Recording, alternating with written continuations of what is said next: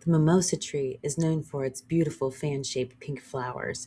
It's also a pollinating tree for bees and butterflies, but its bark, leaves, and flowers all have medicinal value. Some of them alleviating anxiety and also skin health. Come on over and learn some more.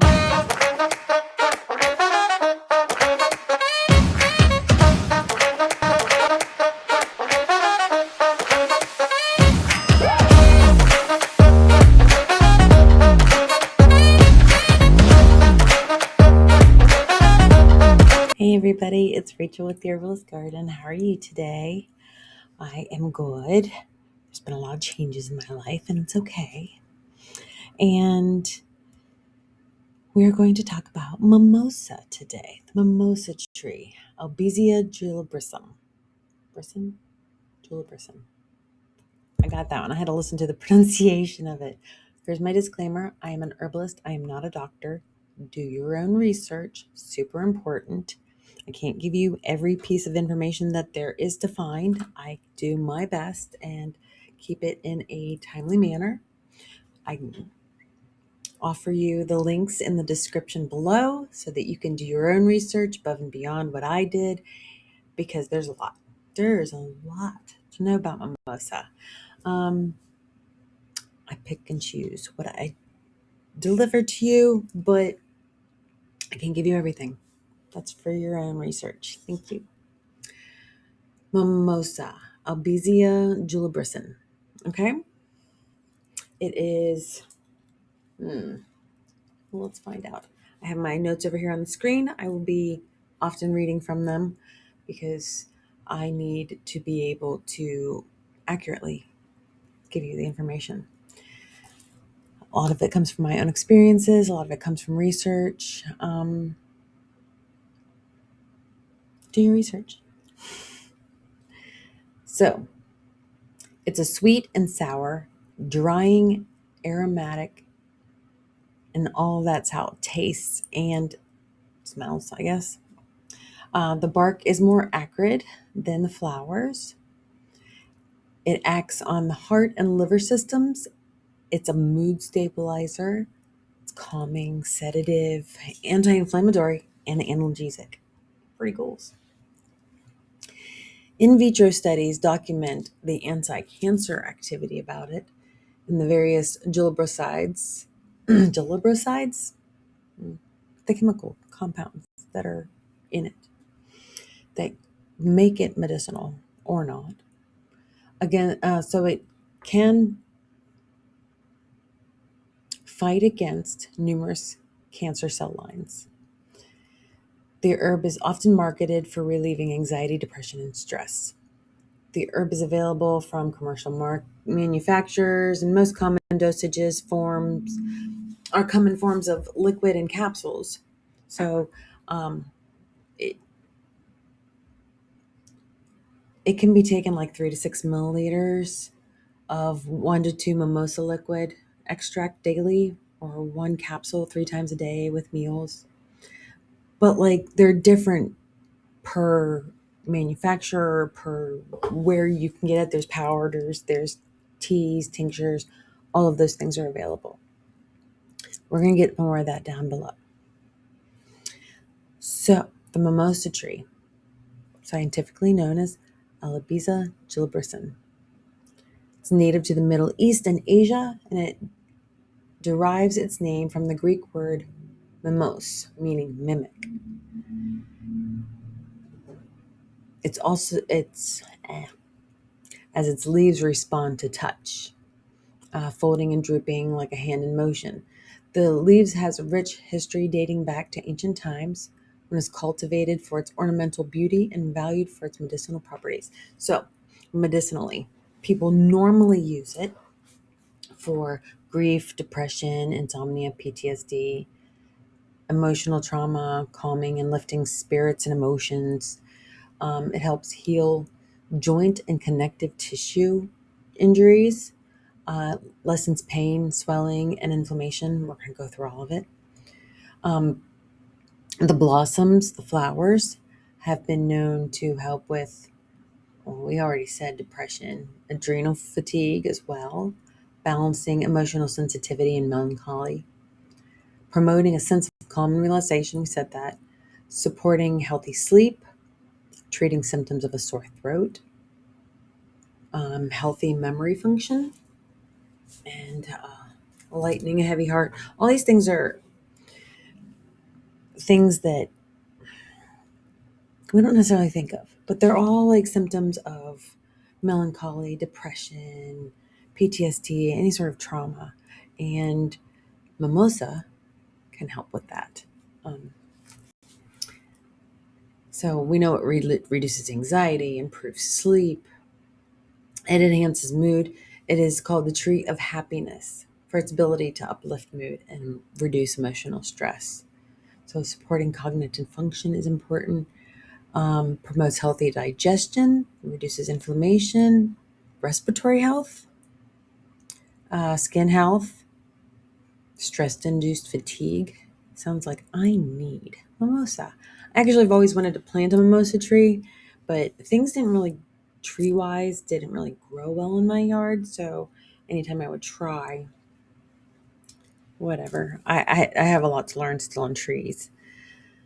I don't know everything. I know quite a bit. But having it fetch right away from my brain doesn't always work out. Screen on purpose. Anyways, strengthens the immune system, of course, and protects the liver health. So it also can balance hormones, promote heart health, wound healing, menstrual discomfort, allergies, improving focus, antioxidants, like all plants, and a natural sedative. So let's see. It's also antibacterial. The roots of mimosa inhibit the growth of streptomycetes. Streptomycetes? Mimosa also inhibits the growth of oral streptococci, activity against Bacillus megaterium, Bacillus subtilis, Salmonella typhi, and Staphylococcus aureus have also been documented. I said all those words. It's anti-inflammatory.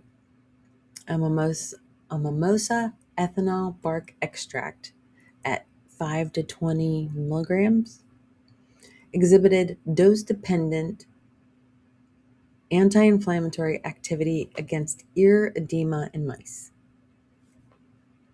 The bark and the leaves of the mimosa tree contain compounds with anti-inflammatory and antioxidant properties. These attributes, they do attribute, but their attributes may help reduce inflammation in the body and combat oxidative stress, which we know is antioxidants. So, as an antioxidant, a dried methanolic stem bark extract exhibited radical scavenging activity, possibly attributed to the glycoside flavonoids in it, an ethyl ether pod extract, because they have seeds,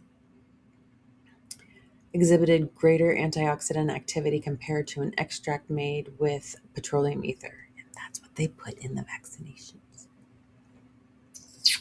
So, mimosa foliage, flower, the whole plant, water extracts were tested with the ability to inhibit low density lipoprotein oxidation. Mhm.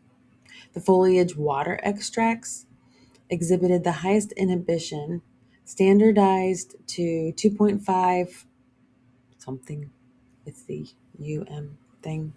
Um, I should have looked it up. I apologize. Flavonoids. They're the flavonoids, the antioxidants and all those beautiful things. Biomarkers of oxidative stress were significantly improved by administration of the methanolic extract of the flowers men's in an animal test. I don't know what that word is. Antioxidant rich. The flowers, the bark, the leaves, the roots. It has flavonoids and phenolic compounds, which are potent antioxidants. So, in skin health, the extracts have also found their way into skincare products. The tree's components have moisturizing and rejuvenating properties, promoting healthy skin and aiding in healing of minor wounds and skin irritations. Studies show that mimosa, especially the bark, has antioxidant and anti-aging compounds. In one study, a methanolic extract of mimosa stem bark was also found to have significant potential in scavenge destruction of free radicals. We already talked about that. But free radicals are what ages our skin, so that's why it's mentioned again for skin health. A mimosa extract has both preventative and reparative effects against glycation, which is a skin aging process. It can neutralize and detoxify free radicals in the skin that lead to glycation and support a process called deglycation, surprise, which helps repair collagen structures. So we talked about how it was anti-cancer.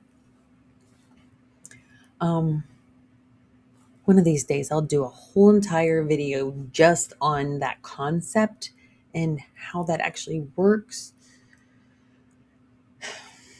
I'm almost understanding it. Like, I can give you the simplistic version, but I want to literally help you understand it the way I am understanding it. And putting it into words is different than what it goes on in my head. So we'll get there eventually. In vitro and animal data shows that the anti-tumor activity of J1, 2, and 3 against breast, prostate, and uterine cervical carcinoma cells.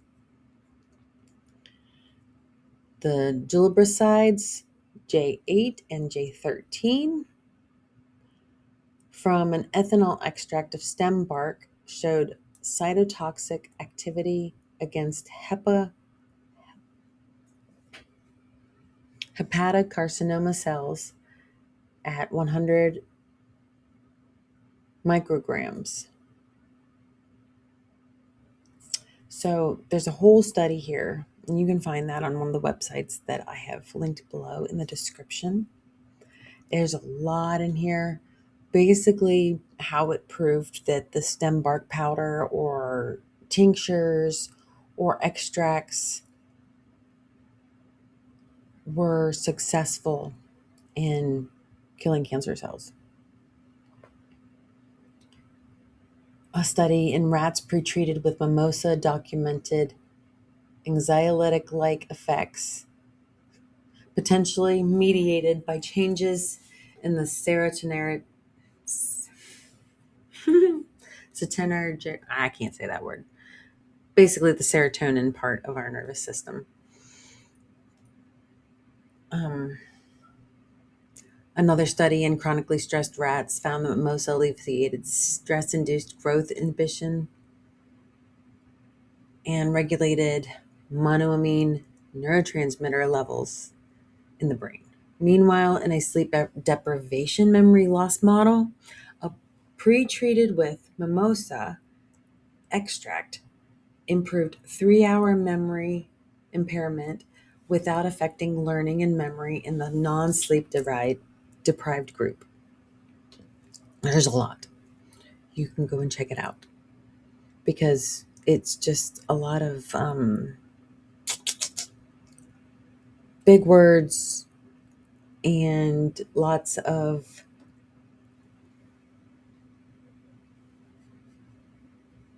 data, I guess is the word. It's not really big words. I mean, they are big words for me because I have a hard time with pronunciation of bigger words. That doesn't mean I can't do it sometimes. I gotta just work on it better. And, but it's a lot of scientific terms that you are totally welcome to go check out. So it also helps with diabetes and metabolic syndrome. An in vitro study shows that compounds extracted were found to have strong insulin secretion stimulating properties. It's a hepaprotectant, so it helps protect your liver.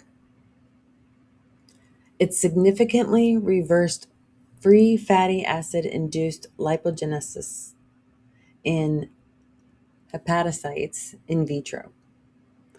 High glucose induced oxidative stress was also mitigated by 3 to 5 extracted compounds. Helps anxiety and stress relief. The tree bark and flowers have been traditionally used in herbal medicine to alleviate anxiety and stress related symptoms. The tree contains compounds such as alkaloids, flavonoids, saponins, and that they have sedative properties. And it's not like it can help you go to sleep, but it's helping you go to sleep. And I'll get to that one there by soothing you, calming you, relaxing you. It's not like you're going to fall asleep. It's not that. It is as it just kind of puts you into a Zen state almost. Not really, but it can if you have enough. It's just relaxing and calming. And that's the way it aids in sleep. It's a gentle sedative effect, promoting relaxation, soothing anxiety and nervousness. So, if you have that soothed, then you can sleep. Mood enhancing effects. So, the leaves and the flowers are often prepared as infusions and tinctures, believed to uplift the spirit and improve overall well being. It's also really good at the same concept, but on the flip side of combating feelings of sadness, melancholy, and promotes a sense of positivity. So, um, to me, that's what THC is too, cannabis, but it isn't for everybody.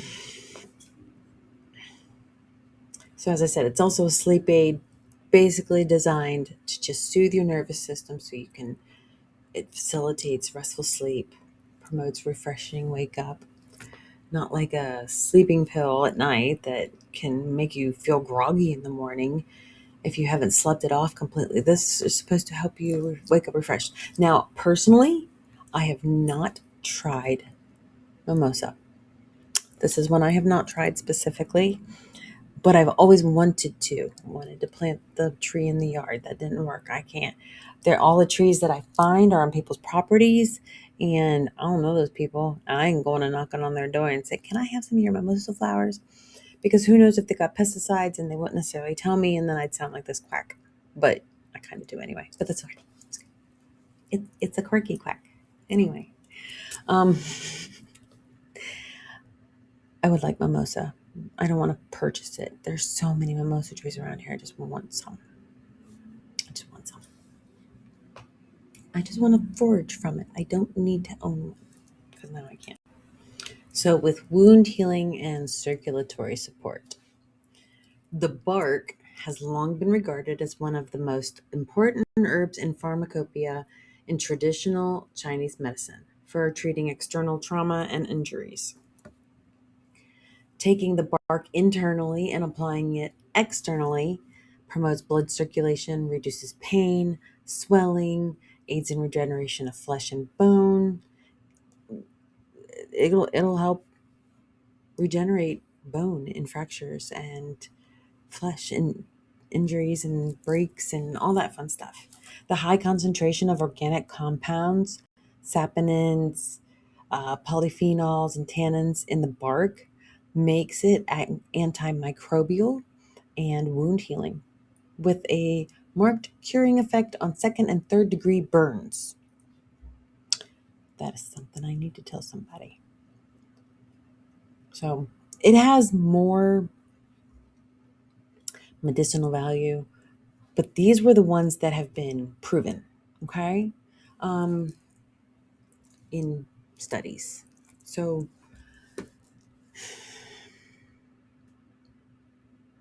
we can get into the dosing now. The herb is available, as we talked about, in commercial manufacturing. So if you don't feel like foraging your own, harvesting your own, and creating all these tinctures and powders and um, teas and stuff like that, you don't have to do it yourself. You can purchase it. So they recommend 3 to 6 milliliters of a 1 to 2 mimosa liquid extract daily, or 1 capsule 3 times daily with meals. However, capsule formulations are proprietary herbal blends and available in several strengths: powders, teas, tinctures. They're all available. When it comes to using mimosa tree for medicinal purposes, there are a few methods depending on a specific purpose. There are common ways to apply the extracts. So there's the teas. We know how to make a tea, right? An herbal infusion. You just get the hot water, you infuse it for 10 to 15 minutes with a lid so that all the compounds and the essential oils stay within your tea and don't evaporate out. Um, you strain it if you don't have the tea ball or a bag, and then you just drink it, right? And you can consume this tea 1 to 2 times a day depending on your needs, right? Tinctures and extracts. Tinctures and liquid extracts are concentrated forms of a mimosa tree, making them convenient for long-term use. These can be found in health food stores, prepared at home using alcohol or glycerin as a solvent.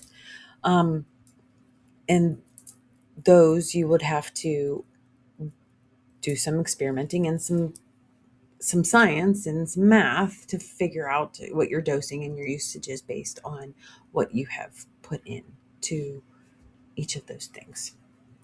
So topical applications, you can use it for skin related issues, wound healing, stuff like that. And the extracts can be used topically as well. You can also create creams, ointments. You can dilute your essential oils. Make sure you're using high quality if you're going to purchase it. Organic products. Consult a qualified herbalist or aromatherapist. Usage and dilution ratios and stuff like that. Um, there are plenty of there's even plenty of herbalists out there that really, really hone in on that and will give you accurate information. Please do your research. Please find your people. That is not my forte, I will admit. Can I do it? Can I actually go out there and measure all the grams and the micrograms and stuff like that? Sure, I can. Do I have time for it? Not really. Although I did think about it because I've been looking into like beetroot, and my friend's taking it, and she's like, if you have, because I have a ton of beetroot powder, like a ton of beetroot powder, some from gardens and some from stores, um, all prepared correctly and stuff like that. And I could sit there and say, oh, this is how much she needs, and I can put them into little capsules, and I could sell or give it to her that way. And I'm like, it's really cheap to buy it. So just go ahead and buy it. Right now, I don't have the time to be able to do that for you. But once I do, I'll let you know. So, I mean, it's really just the amount of effort that you want to put into things. And it's not that I don't want to, I just can't. Okay. Capsules and tablets, I was just discussing that. They're often standardized. Extracts should be taken according to recommended dosage and stuff like that.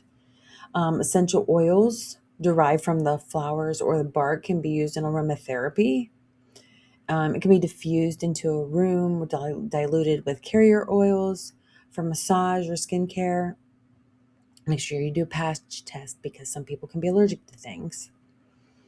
There weren't a ton of interactions, but there are. Like during pregnancy and nursing, there are no tests done. So, at your own risk and consult a professional, um, I would say topically, as with everything, pretty much it's okay. Okay, just still do your own research.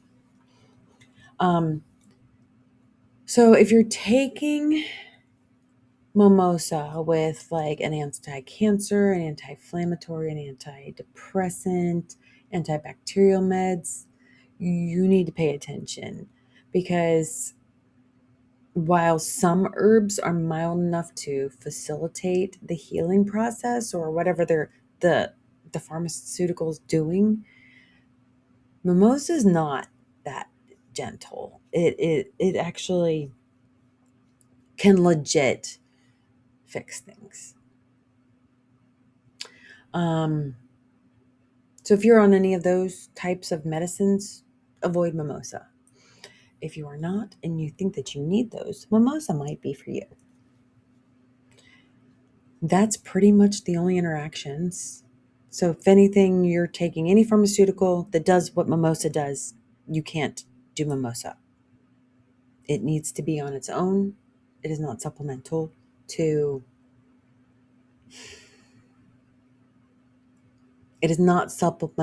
an already prescribed pharmaceutical. Also,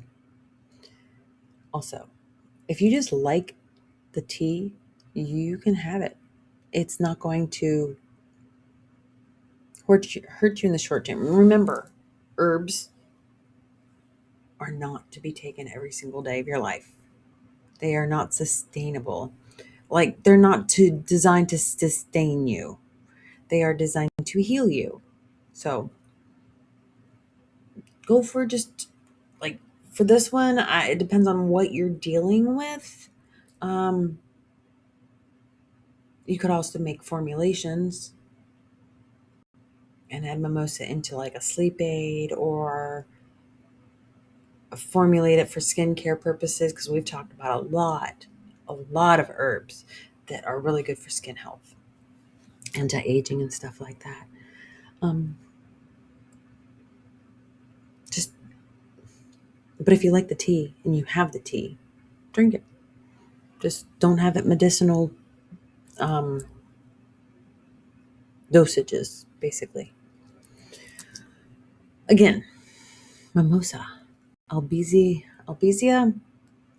julibrissin, julibrissin. That is pretty much all I have for you for mimosa today. So again, the links are in the description below that I gleaned my information from. There's tons of scientific studies. Please go check them out if that is your forte and your interest bearing. I like the stuff. It's just really hard to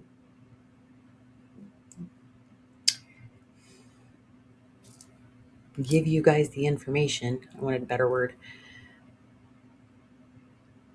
In the time frame and in the fact that it kind of gets boring when it's just me looking at you and talking. That's why I do those other videos. I need to get back to doing those again. There's been a lot going on. Anyway, thank you guys for learning with me. I appreciate you so much, so much. Please like and subscribe. Don't forget about my Facebook group, The Herbalist Gardens, where we all started. And we have wonderful communication over there, participation.